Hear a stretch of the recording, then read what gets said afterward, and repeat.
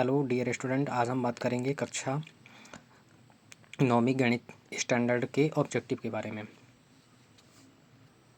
जिसके जितने ऑब्जेक्टिव सही होंगे अपना नाम और जितने अंक का सही होगा लिख करके कमेंट ज़रूर कीजिएगा।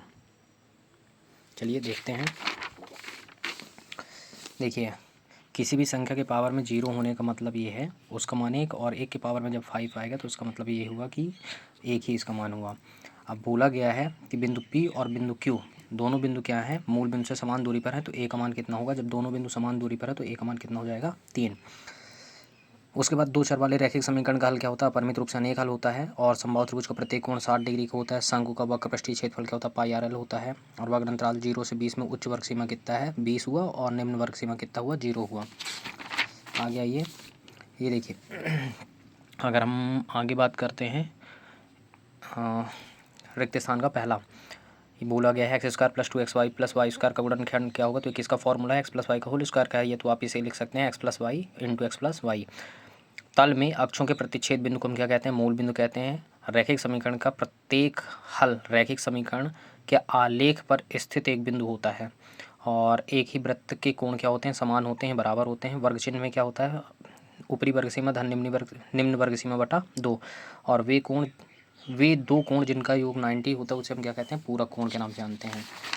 उसके बाद हम बात करते हैं किसके बारे में, सत्ताशत के बारे में। तो प्रत्येक पूर्णांक एक क्या होती है, परिमेय संख्या होती है, ये बात सत्य है। और x बराबर 2 और y बराबर 1 अगर हम इस समीकरण में रख के हल करते हैं तो k का मान 7 आएगा, ये भी सत्य है। यदि दो बराबर वृत्त हैं तो उनकी त्रिज्याएं क्या होंगी, बराबर होंगी, लेकिन इसमें लिखा है बराबर नहीं होंगी, तो यह असत्य हो गया। 3 या 3 से अधिक बिंदु जब ये एक ही रेखा पे होते हैं तो उसे हम समरेख बिंदु कहते हैं, लेकिन इसमें असमरेख लिखा है इसलिए ये भी असत्य हुआ। और एक त्रिभुज में अधिकतम एक कोण क्या होता है, समकोण होता है, ये बात सही है। समांतर चतुर्भुज की समभुज भुजाएं क्या होती हैं, बराबर होती हैं, ये बात भी सही है।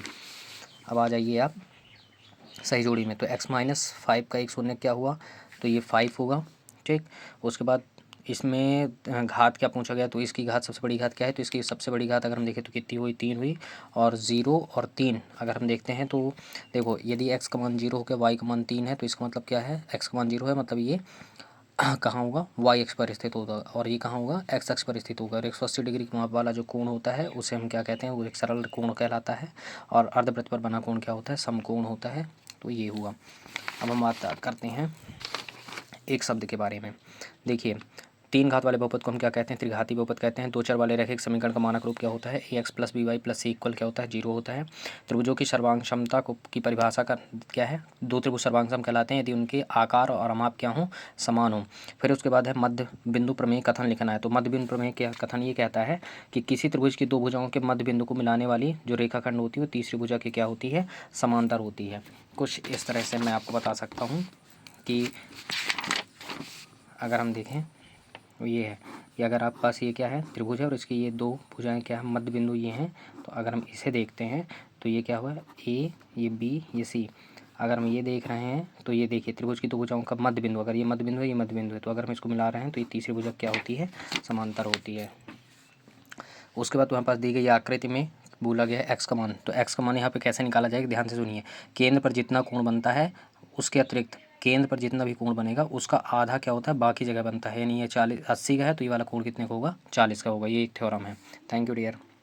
मिलाइए और अपने ऑब्जेक्टिव कितने अंक के सही निकले ये ज़रूर मुझे भेजिए।